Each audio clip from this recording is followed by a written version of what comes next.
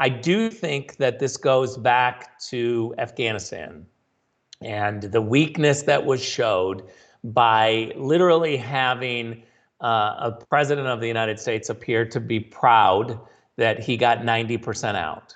And the world, held their breath and were shocked, and they looked at each other and were like, did he just say that we left 10% behind and he's proud of it?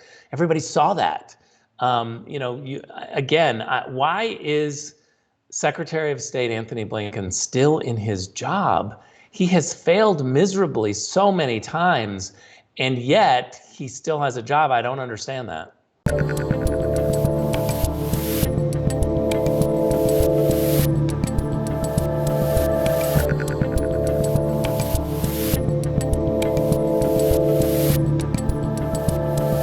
just want to back up for 1 second on the Russia-Ukraine stuff. When you hear from some of your counterparts that are probably still in some of these ambassadorships and still overseas, are people quietly saying to you, boy, we sure do wish that orange guy was still around because this wouldn't have happened? Because it seems fairly obvious to me that this would not be happening if Trump was president. Absolutely. It's across the board, all around. I'll even go a little bit further. I'm getting messages every single day from foreign service officers at the State Department who are saying, what a terrible mess we have. They're not happy with Blinken. They see this as weakness.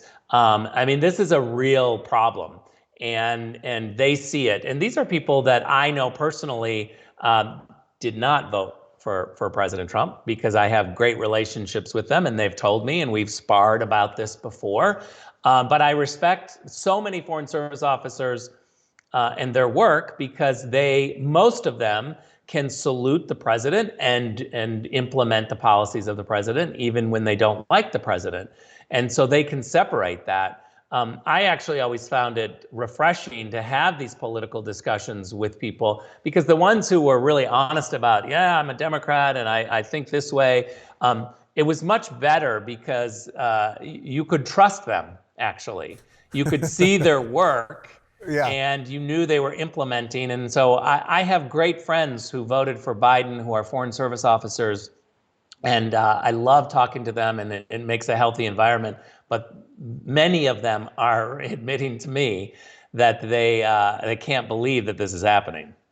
So I had Nikki Haley on last week, and she said something similar. And she also said something that you sort of referenced earlier about that the world wants America to lead.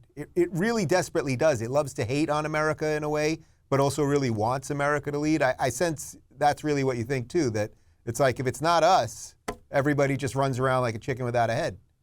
Yeah, look, I think or China.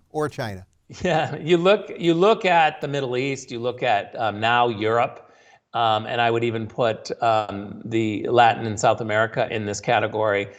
There's an open admittance that under Trump, everything was better. They're literally able to say that now more than a whisper, and they're right. They are right indeed. I thought you were giving me a long pause for a crushing line there. They're right. What else can you say? So what do you think? Yeah, what do you think Trump would be doing right now? Or what would he have done for the 2 weeks before, where Biden was basically coaching Putin in? What do you think Trump would have done then and now?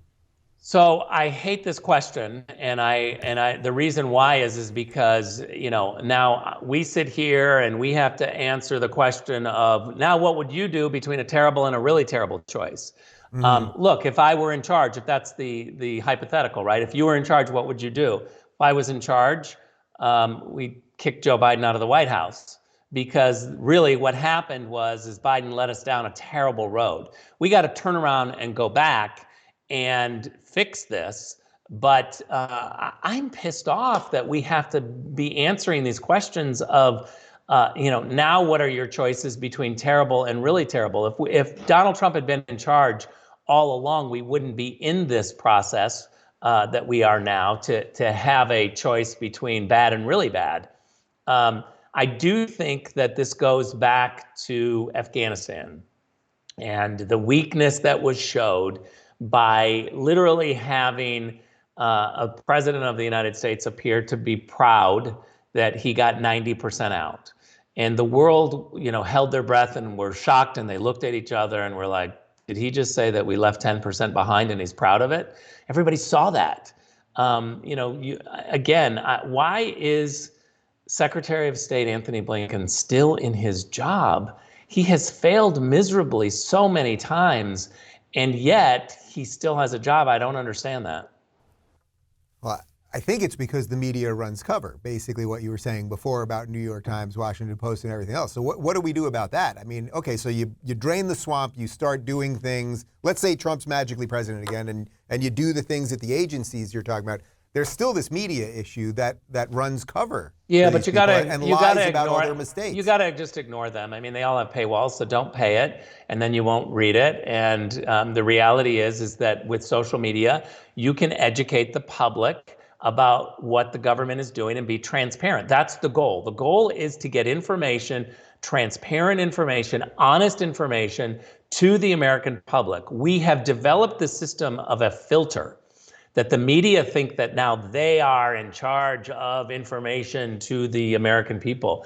Social media upended that, just like, our phones having our bank accounts on it. We don't have to go in and see the teller anymore. We get to go straight to our account and we get to transfer money and control it. It's not unlike the media, and that's why I think they're clamping down on getting Trump off social media. They don't want to see a debate. They want to control it. So they're applauding it. It's terrible for this country. It's why first and second generation Americans are the loudest pro-Republican, pro-Trump group, because they left fascism, they left totalitarianism. They know what it's like, and they see the signs with the media. Some of the proudest members of the America First crowd are first and second generation Americans. You want to know who the problem is in this country? Seventh, eighth generation white liberals who haven't traveled enough. They don't understand how great America is. I'd like to have them travel a little bit more, and then they will stop tearing our country down and realize that we're the greatest country in the history of the world. Yeah, wait, can you go a little further on this sort of second generation? Like we're now seeing a huge explosion in conservative Latinos. That's one. Trump made major inroads in the black community. It's a little unclear where that sits now at the moment. But can you talk about that? Because that seems to me to be the future of this thing, not because of the color of their skin or even their ethnicity, but because of the value stuff. Yeah, well, look, I don't even think that it's just the Hispanics and Latinos anymore. Certainly we know the stories of Cubans who have left totalitarianism and fascism, and they become this rabid supporter of freedom. But it's I'm in Miami, man. Come visit me. You'll see it.